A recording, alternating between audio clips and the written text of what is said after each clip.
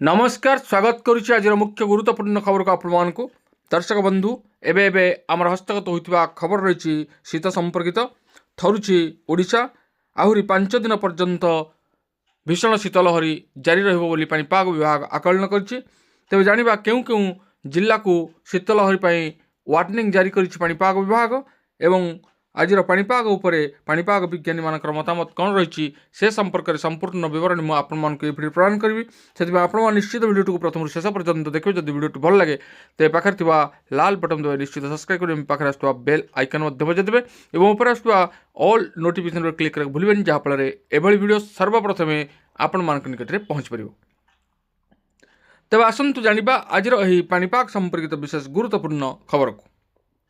जाड़े थरुची ओडिशा आगामी 4 ରୁ 5 दिन जाए भीषण शीतलहरी जारी रही पाणीपाग विभाग आकलन। आज 5 जिल्ला को येलो वार्निंग जारी। कटक जगतसिंहपुर अनुगुल झारसुगुड़ा और खोर्धा जिले में शीतलहरी प्रभावित हो। उत्तर पश्चिम दिगरू ठंडा और शुष्क वायु प्रभावित होगा फल शीत बढ़िवार आशंका रही। 2 दिन पर्यंत यही सबु जिले में शीतलहरी जारी रहिबो। राजस्थान में पानी बरफ पलटिला। उत्तर प्रदेश झारखंड पर शीतलहरी येलो वार्निंग जारी।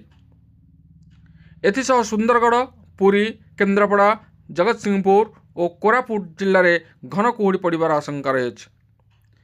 पाणीपाग विज्ञान केन्द्र पक्षरु एही समस्त येलो वार्निंग जारी करा जिलागुड़िक सतर्क सूचना जारी कर आसंता काली सुंदरगढ़ जिले में घन कुहुड़ीर येलो वार्निंग जारी कर आसंता 4 ରୁ 5 दिन जाए तापमात्रा परिवर्तन संभावना नहीं। उत्तर एवं मध्य भारत में प्रबल ठंडा जारी रही।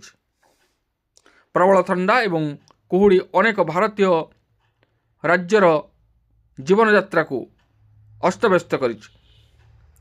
राजस्थान में तापमात्रा 0 तले रही।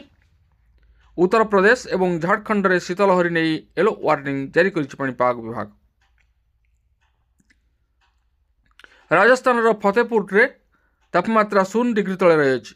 आगामी दिन में एक पश्चिमा पवन पाग को आहुरी खराब करिवो बोली पाणीपाग विभाग पक्षरु पूर्वानुमान करा जायछि। प्रबल ठंडा राजस्थान में जीवन यात्रा को संपूर्ण भाव में व्याहत करिछि। राज्यर अनेक जिले में लगातार द्वितीय दिन पर तापमात्रा माइनस रेकर्ड कर।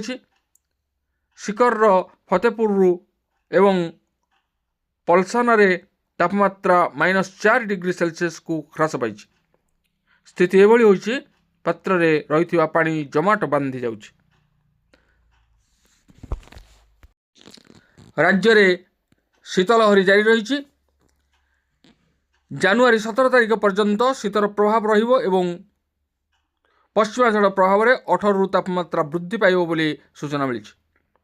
तेबे बुधवार ठारू शुक्रवार पर्यंत राज्यर विभिन्न जिले में प्रबल ठंडा अनुभूत होगा नहीं पाणीपाग विभाग पक्षरु येलो वार्निंग जारी कर।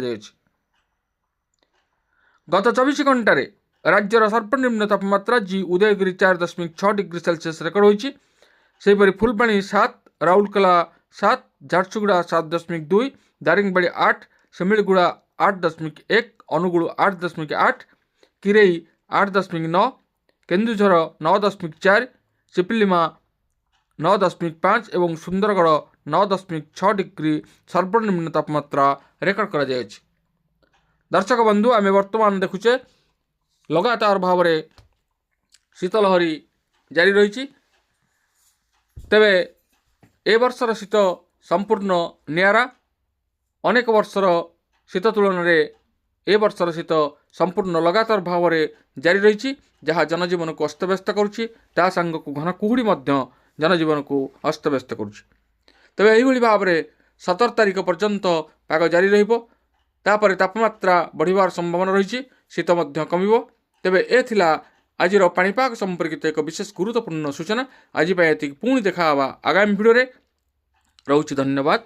नमस्कार।